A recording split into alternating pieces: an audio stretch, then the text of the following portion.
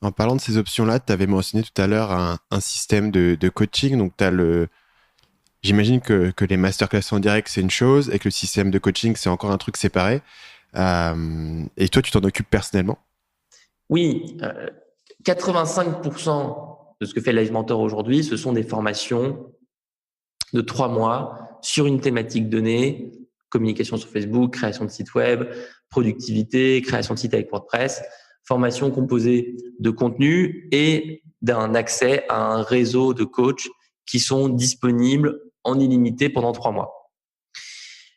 Et c'est le cœur de ce qu'on fait, et c'est le plus important, et c'est ce qui est le plus structuré. Quand tu dis que le coach est disponible en illimité, c'est par quel moyen est-ce que je peux le contacter? Via notre site. Via notre site, tu peux le contacter soit par visioconférence, soit par email, soit en synchrone, soit en asynchrone. D'accord. Et de manière, mais c'est vraiment une expérience que je mène, c'est anecdotique hein, dans tout ce que fait l'entreprise.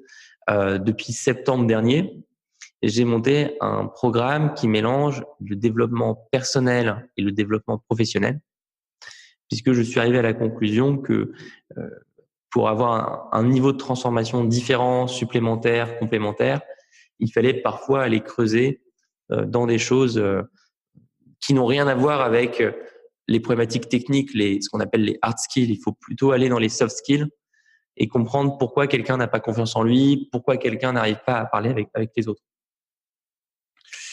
Ce programme de coaching, je le mène qu'avec un nombre de projets très restreint. J'en ai accompagné 40, enfin, non, en tout, j'en ai 42 depuis septembre. Certains ont fini leur cycle de coaching, d'autres viennent de le commencer, il y en a d'autres qui commenceront en avril. Et je prends des projets qui ont déjà un certain niveau de maturité euh, et qui ont qui sont dans une phase où il y a tout qui est un peu en train d'exploser et il faut aller vite structurer pas mal de départements différents, pas mal de champs de la vie d'un entrepreneur. Voilà. À côté de ça, à côté de ce programme de coaching intensif, quelque chose qui compte vraiment beaucoup pour nous sur l'année dernière et sur l'année qui vient, c'est vraiment les événements locaux. On les fait aujourd'hui à Paris et chaque semaine, on reçoit des mails pour nous demander d'en faire dans d'autres villes. Et ça me ramène à ce que je te disais tout à l'heure, cette envie de structurer le plus vite possible des événements à Lyon, à Marseille, à Bruxelles aussi, en Suisse. Voilà.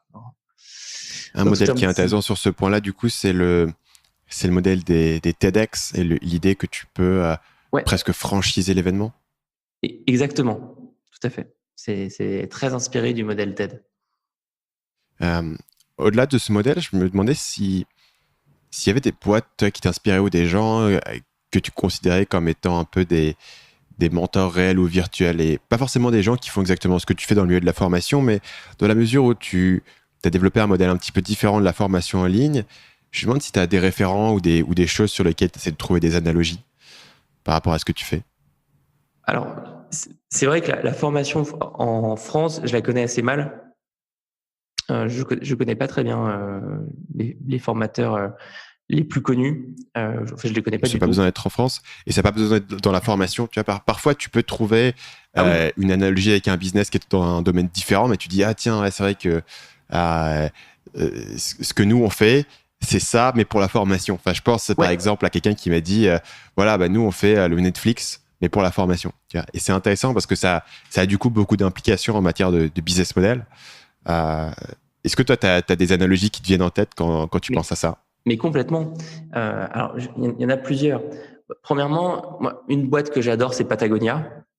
Qui, Ouais. je pense, a vraiment un sens et une éthique super ancrée dans ce qu'elle fait. Donc, c'est une boîte qui me parle beaucoup.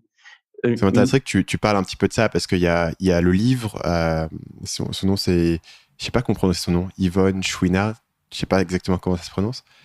Euh, Est-ce que tu peux parler un petit peu de ce que tu vois chez eux et des éléments spécifiques qui t'inspirent? Par exemple, chez Patagonia, ce qui m'inspire, c'est on crée notre propre univers. On crée nos propres règles. On crée nos propres opérations pour animer notre communauté. On on fixe les prix comme on a envie de les fixer, on explique l'histoire de chaque produit qui est mis en ligne sur le site. Ça m'inspire énormément. À une échelle plus française et plus proche de nous, une boîte comme Bonne Gueule m'inspire beaucoup. C'est un site e-commerce de mode masculine qui passe un temps absolument fou à créer ces vêtements et à raconter l'histoire de ces vêtements. Ensuite, dans mes inspirations, et c'est là où j'ai la chance de faire un métier qui est le métier de coach, il y a tous les projets que j'accompagne. Tu vois, Cécile, dont je te parlais tout à l'heure, pour moi, c'est une énorme inspiration. C'est une énorme inspiration. Moi, je suis pas grand-chose à côté d'elle. J'ai pas d'enfant. Je sais pas comment je ferais pour entreprendre si j'avais un enfant. Je suis super impressionné par son parcours. Dans les gens que j'ai accompagnés, ou que j'accompagne encore, tu as aussi des artistes. Je suis extrêmement inspiré et impressionné par quelqu'un qui s'appelle Solange Te Parle. Son prénom, c'est Ina. Son nom de scène, c'est Solange Te Parle. Enfin, c'est Solange et le nom de sa chaîne YouTube, c'est Solange Te Parle, pour être complètement exact. Ina, c'est une artiste. Elle fait des vidéos qui traitent de plein de thématiques différentes sur sa chaîne, qui s'adresse principalement aux femmes. Elle parle de sexualité, elle parle de féminisme, elle parle aussi de la vie de tous les jours, du quotidien. Tu passes 1 heure avec elle, tu prends une claque. C'est une artiste, mais jusqu'au bout des veines. Elle a une créativité qui est hallucinante. Elle suit ses propres règles constamment. Donc, je suis ultra inspiré par ça. Et comme nous tous, elle a plein de problèmes, elle a plein de sujets qu'elle doit affronter, mais elle fait ça avec beaucoup de courage et elle m'inspire énormément.